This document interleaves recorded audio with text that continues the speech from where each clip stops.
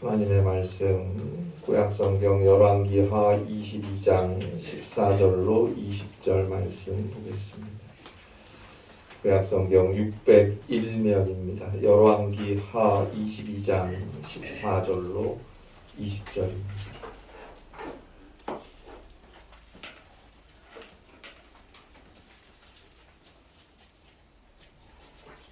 구약성경 601페이지입니다. 열왕기하 22장 14절부터 20절에 있는 말씀입니다.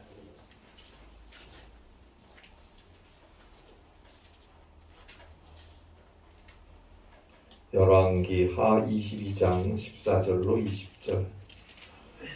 구약성경 601면입니다. 열왕기하 22장 14절로 20절 말씀입니다. 귀한 하나님의 말씀 제가 봉독해 드리겠습니다. 이에 제사장 hil기야와 또 아히킴과 악볼과 사반과 아시야가 여선지자 훌다에게로 나아가니 그는 하하스의 손자 디과의 아들로서 예복을 주관하는 살룸의 아내라. 예루살렘 둘째 구역에 거주하였더라. 그들이 그와 더불어 말하매 훌다가 그들에게 이르되 이스라엘 하나님 여호와의 말씀이 너희는 너희를 내게 보낸 사람에게 말하기를 여호와의 말씀이 내가 이곳과 그 주민에게 재앙을 내리되 곧 유다 왕이 읽은 책의 모든 말대로 하리니 이는 이 백성이 나를 버리고 다른 신에게 분향하며 그들의 손의 모든 행위로 나를 경노하게 하였음이라. 그러므로 내가 이곳을 향하여 내린 진노가 꺼지지 아니하리라 하라 하셨느니라. 너희를 보내 여호와께 묻게 한 유다 왕에게는 너희가 이렇게 말하라. 이스라엘의 하나님 여호와가 이같이 말씀하셨느니라. 내가 들은 말들에 대하여는 내가 이곳과 그 주민에게 대하여 빈터가 되고 저주가 되리라 한 말을 내가 듣고 마음이 부드러워져서 여호와 곧 내 앞에서 경비하여 옷을 찢고 통곡하였으므로 나도 내 말을 들었노라. 여호와가 말하였느니라.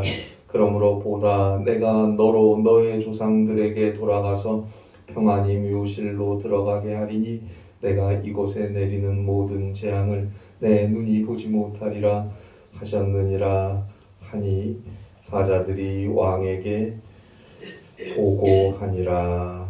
아멘. 20세기 영국의 웨스트민스터 교회에서 사역하셨던 마틴 로이드 존스 목사님이 쓴 영적 침체라는 책이 있습니다. 책의 원 제목은 Spiritual Depression, Its Cause and Cure입니다. 영적 침체의 원인과 치료입니다.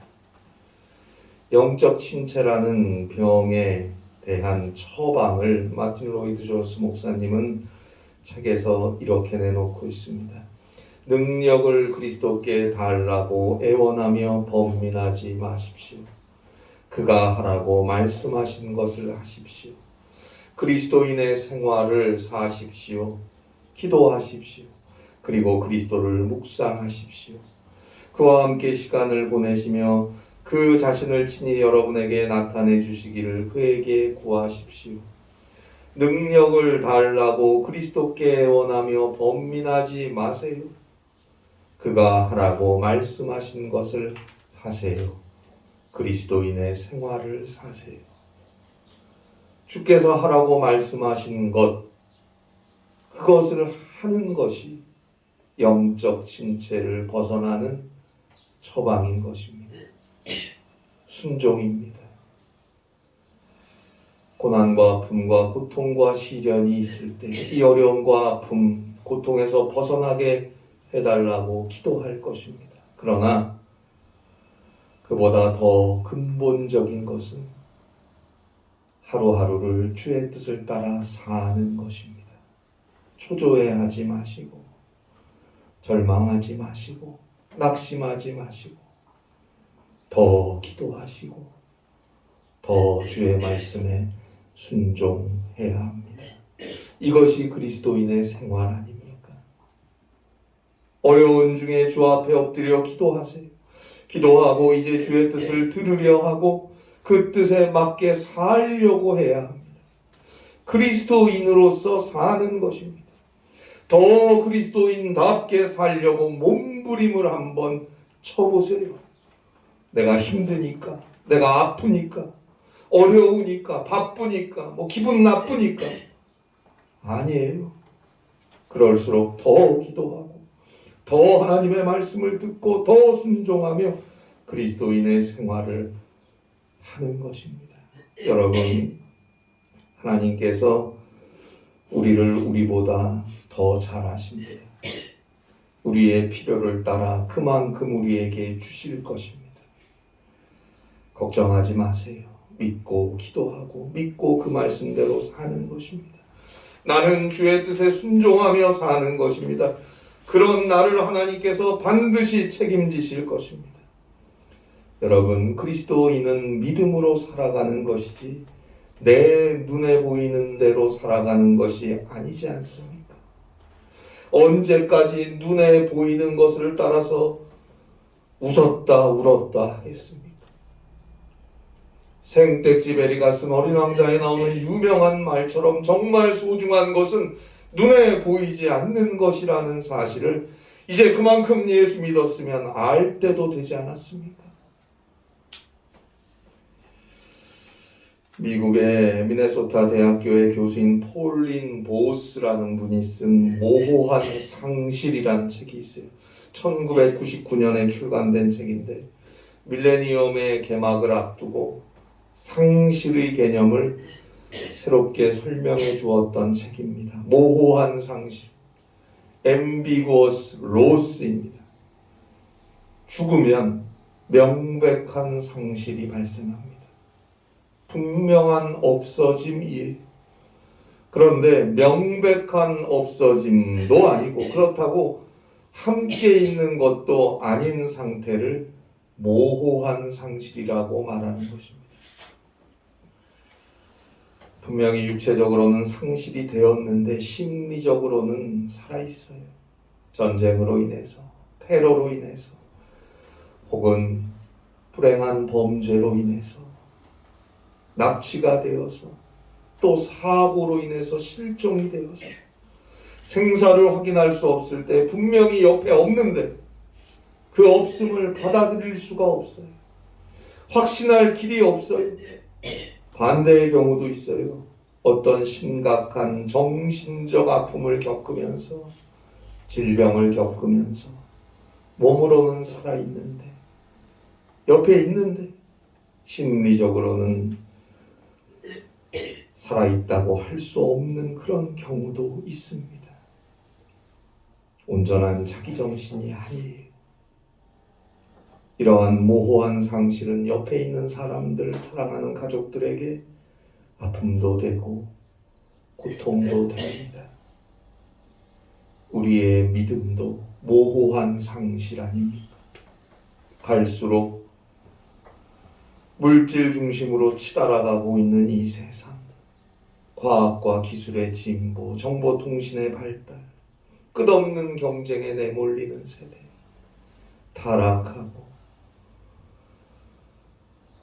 이기주의의 팽배가 심화되면서 예수를 믿는다고 할 수도 없고 또 안 믿는다고 할 수도 없는 그 상태가 오늘 이 땅의 교회 성도들의 현주소가 아닐까요? 갖가지 시험과 타락, 또 치열한 경쟁과 솟구치는 욕망에 찌들어서 또 때로는 슬픔과 아픔과 고난 속에서 우리의 영의 상태, 믿음의 상태가 어느새 모호해지지는 않았습니까? 예수님은 그런 우리를 보시고 우십니다. 예수 없는 교회, 예수 없는 기독교를 보며 울고 계십니다.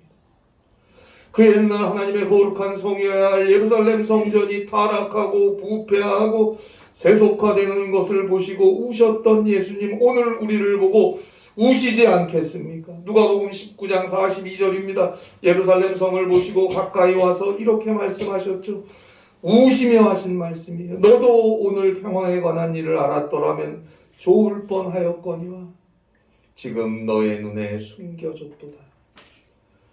지금 우리를 향해서 이 말씀을 하시며 주님이 얼마나 슬프게 울고 계실지, 예수님의 십자가의 죽음과 그 부활, 그 큰 은혜와 사랑을 믿지 못하고 알지 못하고 그저 눈에 보이는 세상과 욕망과 현상들, 사람들의 취해 살아가는 우리 그리스도인들의 모습을 보며 얼마나 우실지.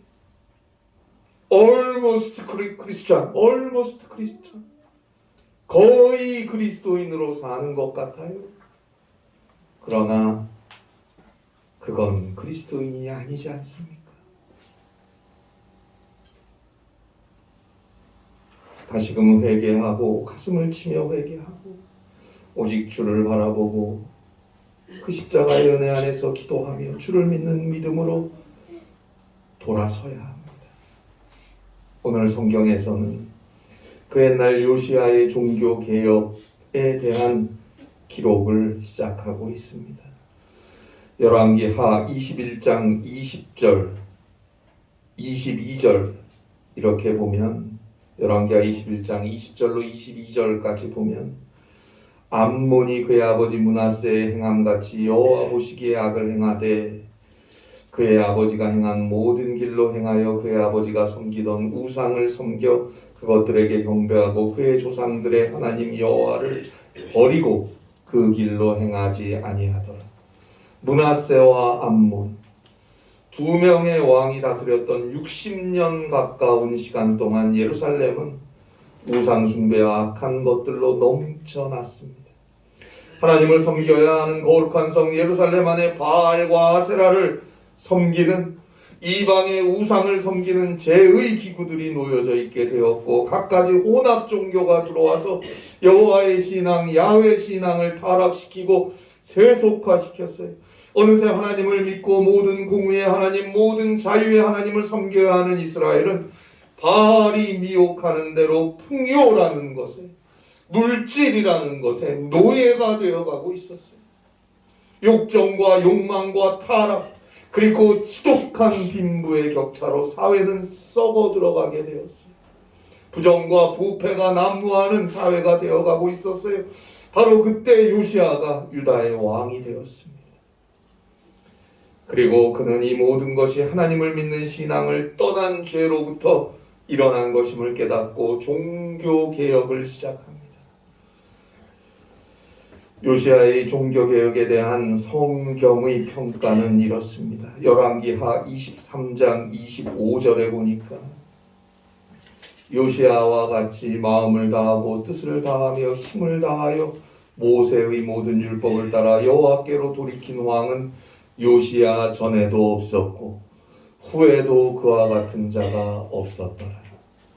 그래요. 오직 하나님만 섬기고 오직 하나님께만 예배하고 오직 하나님의 말씀만을 순종하는 삶으로 돌이키기 위해서 요시아는 자신의 모든 것을 바쳤습니다. 하나님의 정의가 강물처럼 흐르는 국가를 세우기 위해 요시아는 생명을 걸고 개혁을 이루어갔던 것입니다. 자, 이제 요시아가 왕위에 오른 지 18년이 지난 해, 그때부터 이방 우상들에게 점령당했었던 예루살렘 성전을 수리하기 시작합니다. 예루살렘 성전 안에 들어와 있었던 이방의 신상들, 그 집기를 다 부숴버리고 끄집어내서 불살라버리고 오직 하나님만을 섬기는 성전으로 보수 공사를 시작하는 것인데, 그 과정에서 율법책이 발견됩니다. 그리고 그 율법책을 서기관 사반이 요시아 왕 앞에서 읽을 때 요시아는 자신의 옷을 찢습니다. 절실히 회개하는 것입니다. 그리고 두려운 거예요. 하나님의 율법책대로 전혀 살지 못했으니까 자신과 자신의 백성들에게 그 책에 기록된 대로 하나님의 진노하심이 임할까 무서웠어요. 그래서 옷을 찢으며 몸부림치며 회개하는 것입니다. 그리고 그 율법책을 하나님께 물어보라고, 그 의미를 더 분명하게 하나님께 여쭈어 보라고 열왕기하 22장 13절에서 명령하고 있습니다. 하나님께 물으라, 여호와께 물으라. 이 말은 하나님의 말씀을 듣는 예언자에게 가서 물어보라는 거예요. 그래서 지금 발견된 이 율법책의 의미를 더 확실하게 알아야겠다는 것입니다. 그런데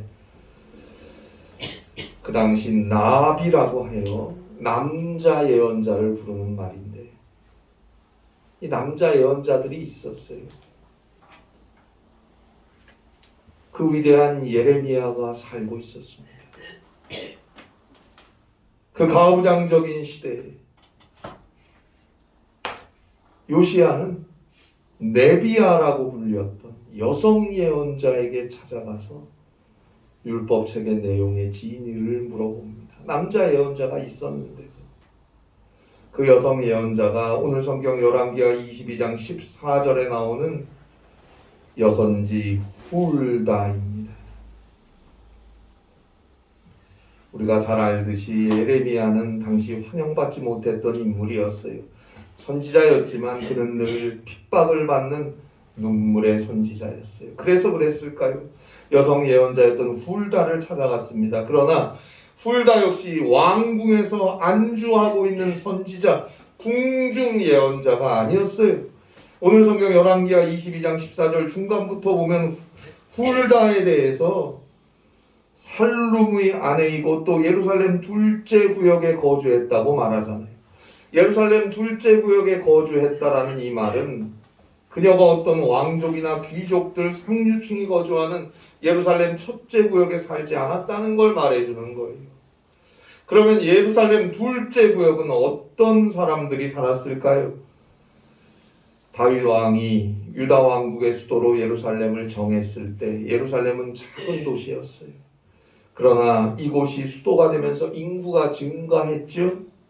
예루살렘의 동쪽과 남쪽엔 기드론 시내가, 기드론 계곡이 있었으니까 그쪽으로는 확장할 수가 없어서 주로 서쪽으로 수도를 넓혀갔는데 그 확장된 지역이 예루살렘 둘째 구역이 된 것입니다.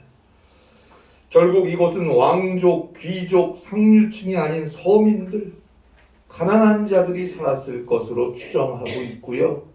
또 하나 기원전 722년에 북이스라엘이 아수르의 살마네셀에 의해 멸망당하지 않았습니까? 그때 남쪽으로 내려온 피나눈 난민들이 예루살렘 둘째 구역에 정착했을 가능성이 상당합니다. 그러니까 서민들, 가난한 자들, 난민들 사이에서 하나님의 말씀을 전하는 예언자요, 여성 선지자가 바로 훌다였던 것입니다. 아니 어쩌면 훌다 자신이 이스라엘 난민 출신일지도 모르겠어요. 그러니까 전혀 남쪽 왕국의 왕의 입맛에 맞는 이야기 하지 않습니다. 있는 그대로 권력의 눈치 보지 않고 그대로 하나님의 말씀을 깨끗하게 선포할 수 있는 선지자였던 것입니다. 바로 그 예언자. 그것도 당시 권위주의 가부장 중심의 사회에서 네비야 여성 예언자 훌다에게 가서 율법책을 가지고 가서 해석해 주세요. 요청했던 것입니다. 요시야 왕 역시 참 보통 왕은 아니었던 것 같습니다.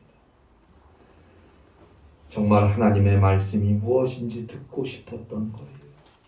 세상이 보기에 힘도 있고 화려하고 명성도 있고 그럴듯한 궁중의 선지자들에게 가서 왕 자신의 귀에 듣기 좋은 그런 말씀 말고 자기를 찌르더라도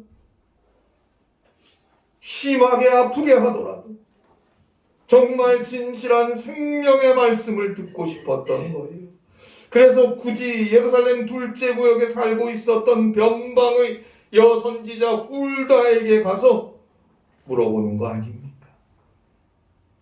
결국 훌다가 해석을 해주는데요. 오늘 성경 열왕기하 22장 15절로 20절까지 그 해석이 나오는데 한마디로 유다는 멸망당한다. 유다는 멸망한다.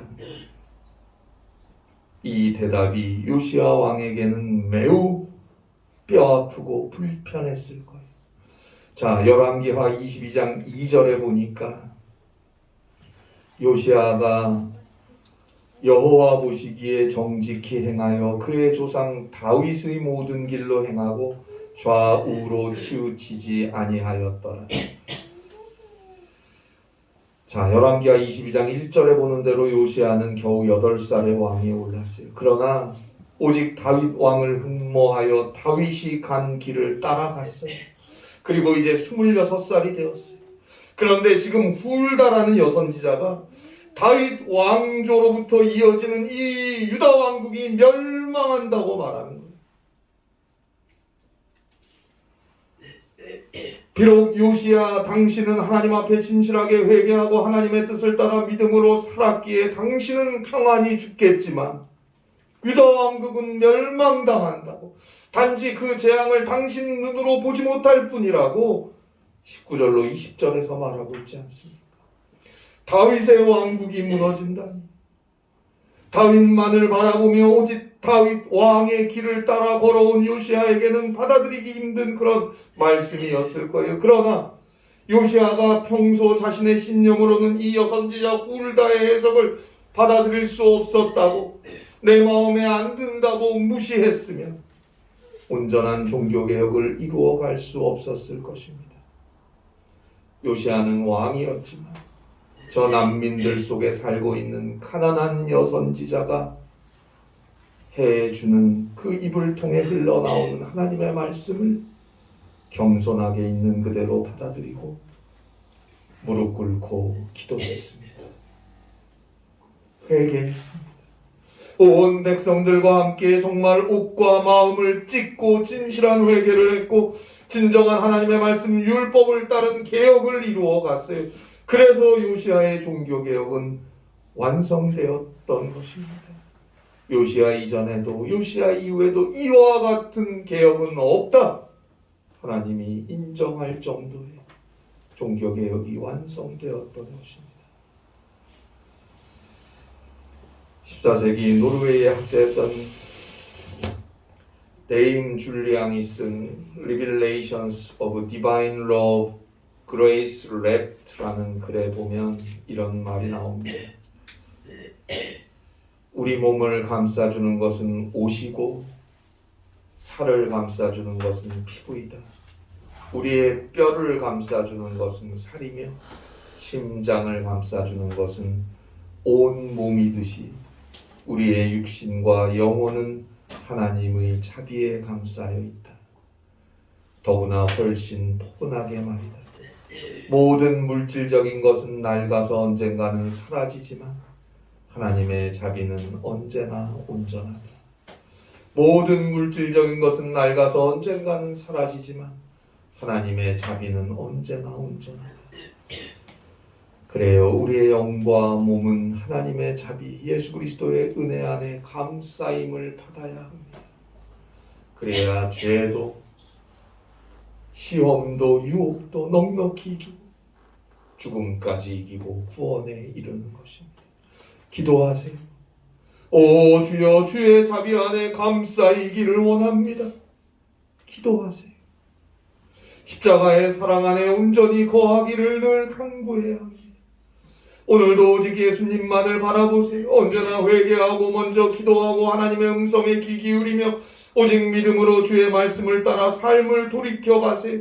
이런저런 이유들, 여러 가지 상황들이 나로 하나님께 돌아가기 힘들게 할 때도 있겠지만 이제부터 회개하고 기도하며 오직 주의 말씀을 듣고 돌이켜 보는 것입니다. 그의 가는 길을 성령께서 함께 하시고 그의 삶을 그리스도의 은혜, 하나님의 자비가 완전하게 품어주실 때 주의 말씀을 정직하게 들을 용기도, 주의 말씀을 정직하게 말할 용기도 생기는 것이고 거기에 진정한 개혁도 승리도 있는 것입니다. 여러분, 이 혼탁한 세상에서 내가 있는 그 자리가 어디이든지 사랑하는 여러분들이 훌다가 되고 요시아가 될 수 있기를. 그래서 나의 가정, 나의 삶의 자리, 나의 교회가 그리스도의 사랑 안에 완전하게 포근하게 감싸여서 날마다 찬송과 감사와 사랑을 나누는 행복한 처소가 될 수 있기를 주님의 이름으로 간절히 바랍니다. 기도하시겠습니다. 하나님 아버지, 주를 믿는 믿음 안에서 십자가의 은혜 안에서 하루하루 살기 원합니다. 성령께서 함께 하셔서 회개할 마음을 허락하시고 애통할 마음을 허락하시고 오직 믿음으로 주와 함께 할 수 있도록 인도하여 주시옵소서. 그래서 내 삶과 내 가정과 내 주변과 우리 교회에서 그리스도의 복음과 사랑과 하나님의 뜻을 이루어갈 수 있는 사랑하는 우리 모두 될 수 있도록 은혜 위에 은혜를 더하여 주시옵소서.